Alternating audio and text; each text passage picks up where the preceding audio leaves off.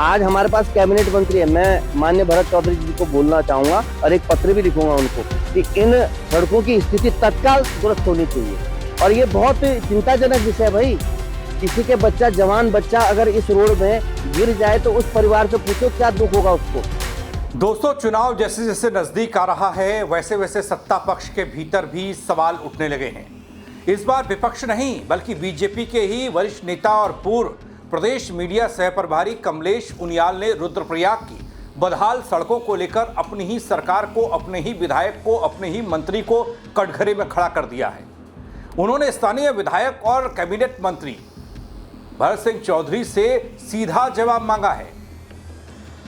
क्या ground report दिखाते BJP के इस नेता को आपने देखा है?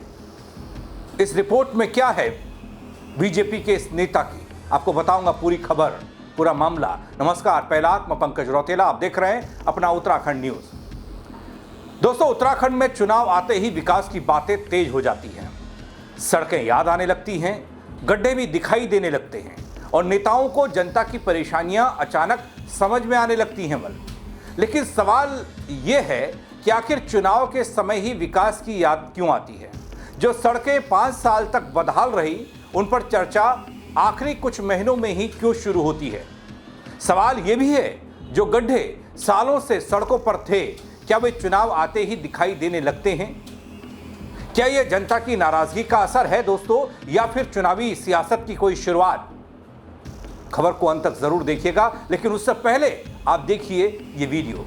तो उसका बचना असंभव है, लेकिन उसके बावजूद भी ये स्थिति बनने की, ऐसा लग रहा कि विगत कई 50 साल से रोड बनी नहीं होगी। आप रोड देखिए, दिखाई जरा रोड को, ये देखिए पूरा, वो देखिए पूरा पूरा बैंड। और ऐसा नहीं कि यहीं पे पर्टिकुलर, ये पूरे एरिया में। अभी ये देखिए ब्रेक मार मार के, ये देखिए कैसे लेके जा रहे हैं स्कूटर।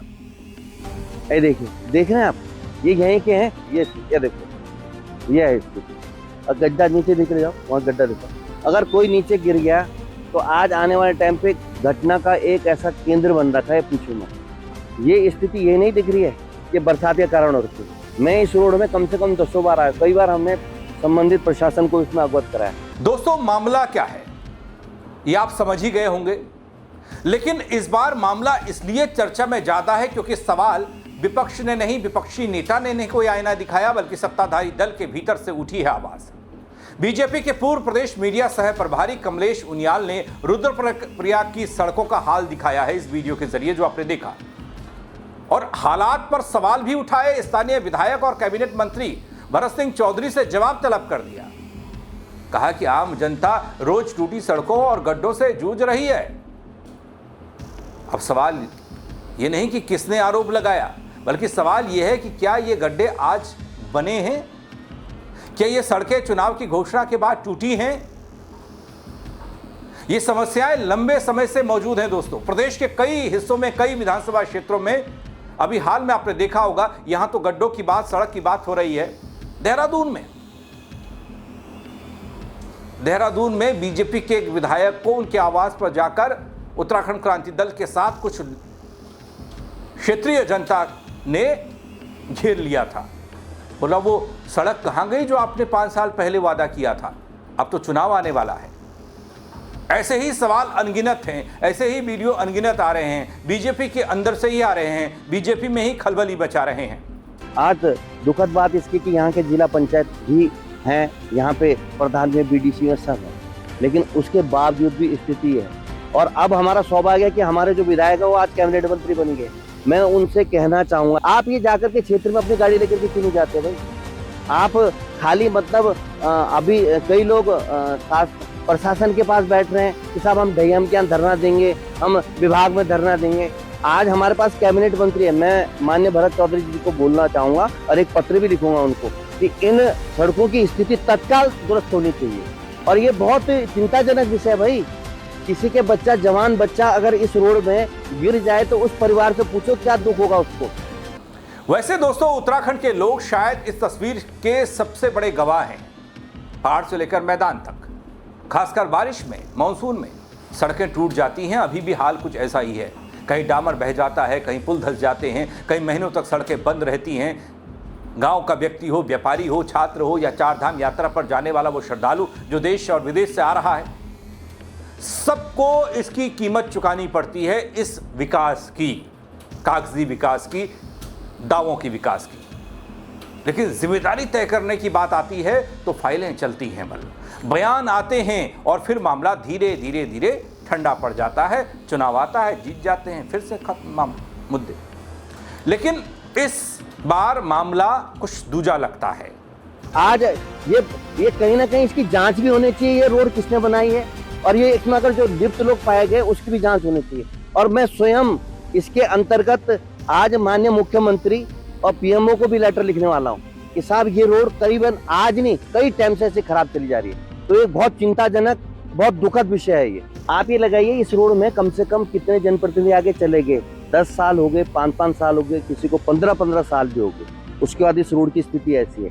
हमें अगर अवसर देती है तो हमारे कार्यकाल में इस तरह की कोई भी सड़क जो मुख्य मार्ग से, जिसको कहते हैं ये वैकल्पिक मार्ग है, ये मुख्य मार्ग है एक तरह से, तो ऐसी व्यवस्था नहीं होगी। क्योंकि हम जो कहते हैं वो करते हैं, और इन सड़कों को हम पूर्ण रूप से पूल के भांति एकदम से सही और चकाचौंध करेंगे।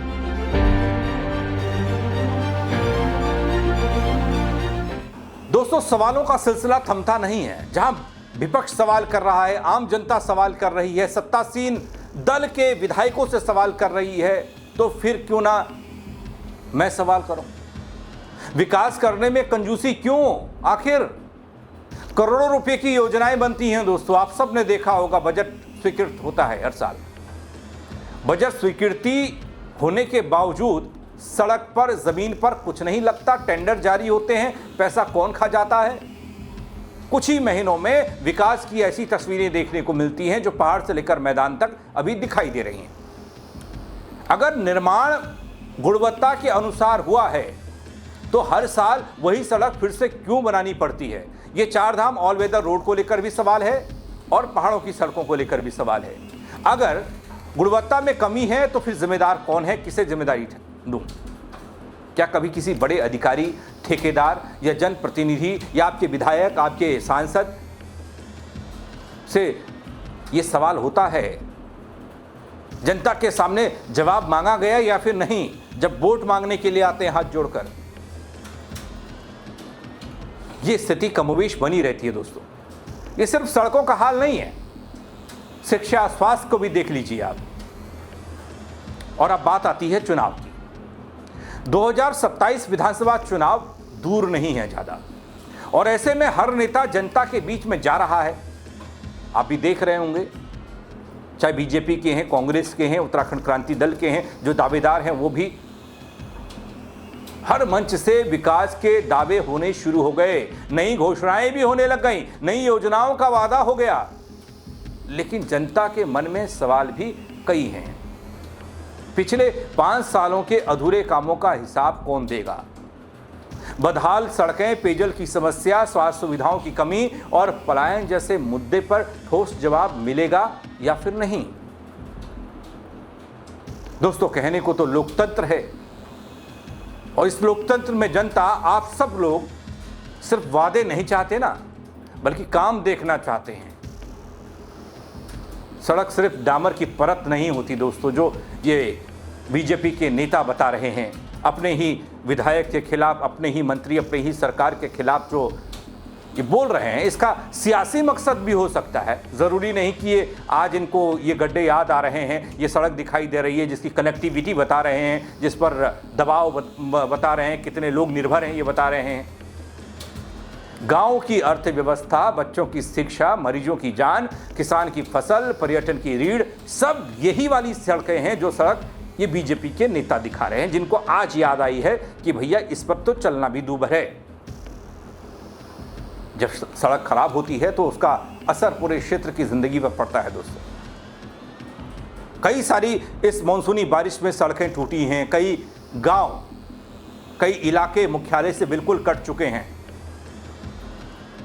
और हर साल कमोबेश यही स्थिति होती है। लेकिन उसके लिए कोई ठोस प्लान नहीं दिखता।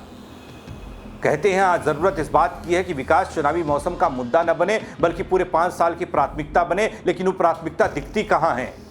जमीन पर तो नहीं दिखती, वादों और दावों के अलावा। दोस्तों, आप लोग भी ये सोच रहे होंगे अक्सर सोचते होंगे, लेकिन जब चुनाव आता है उस वक्त क्यों आम जनता ऐसे नेताओं के बरगलाने में या उनके दावों में आ जाती है, वादों में आ जाती है? क्या आपकी जिंदगी का कायाकल्प कर देंगे, इलाके में विकास दौड़ेगा, चमचमाएगा, कूदेगा, खेलेगा? दोस्तों, सोशल मीडिया के दौर में एक चीज तो बहुत अच्छी हुई है, हर चीज बड़ी आसानी से सत्ता के सिंहासन तक पहुंच जाती है। चाहे टूटी सड़कें हों, अधूरा पुल हो, हर लापरवाही कैमरे में कैद होकर लोगों तक पहुंच रही है और लोगों से सियासत तक भी पहुंच रही है। इसलिए अब केवल उद्घाटन और शिलान्यास से काम नहीं चलेगा, बल्कि टिकाऊ और गुणवत्तापूर्ण विकास की जनता भरोसा करती है और जनता का भरोसा यही जीत पाएगा। आखिर सिर्फ सवाल रुद्रप्रयाग की सड़क का नहीं है दोस्तों, बल्कि पूरे उत्तराखंड के विकास मॉडल का है। चुनाव नजदीक है, नेता फिर जनता के बीच में होंगे, लेकिन इस बार जनता भी पूछे सवाल दोस्तों। 5 साल तक विकास कहां था? सड़कें चुनाव से पहले ही क्यों याद आती हैं? क्योंकि लोकतंत्र में सबसे बड़ा फैसला भाषण नहीं बल्कि जनता का वोट करता है। और इस वोट की कीमत क्या है दोस्तों? आपकी सुविधाएं, और सुविधाएं नहीं तो फिर वोट किस बात का, सरकार किस बात की, विधायक और मंत्री किस बात के? पूछ तो रहे हैं बीजेपी के ही नेता। अब चाहे मकसद जो भी हो, सियासी हो या फिर अपना निजी फायदा देख रहे हो, बात जनता की हो रही है, इसलिए सवाल होना चाहिए। आप भी करिएगा, खबर को लेकर अपनी राय दीजिएगा, बताइएगा कि आप क्या सोचते हैं अपने नेता, विधायक, सांसद को लेकर। आपकी जन समस्याओं पर कितना सरोकार दिखाया बीते 5 साल में, ये पूछा जाएगा। आप बता सकते हैं कमेंट के जरिए, बेझिझक, आजाद होकर, स्वतंत्र होकर अपनी राय दे सकते हैं। शेयर कीजिएगा ताकि और लोग भी देख पाएं, वो भी अपनी राय दे पाएं, अपनी बात, अपने मन की बात रख पाएं, ताकि बड़े बड़े भारी भरकम मंत्रालय संभाल रहे हमारे मंत्री, हमारी सरकार, हमारा विपक्ष, जो अक्सर बीजेपी में हो रही खटबट को अपना फायदा समझता है, मौजूदा सरकार की सत्ता विरोधी लहर के फायदे के भरोसे बैठता है, उसको भी जरा ऐसा दिखे, ये तस्वीरें दिखें। फेसबुक पर देख रहे हैं, फॉलो जरूर कर लीजिएगा दोस्तों। यूट्यूब पर देख रहे हैं, सब्सक्राइब नहीं किया है तो वो कर दीजिएगा। मेरे साथ जुड़ने के लिए आप सबका बहुत शुक्रिया दोस्तों। जय उत्तराखंड। आज हमारे पास कैबिनेट मंत्री है। मैं माननीय भरत चौधरी जी को बोलना चाहूंगा और एक पत्र भी लिखूंगा उनको कि इन सड़कों की स्थिति तत्काल दुरुस्त होनी चाहिए।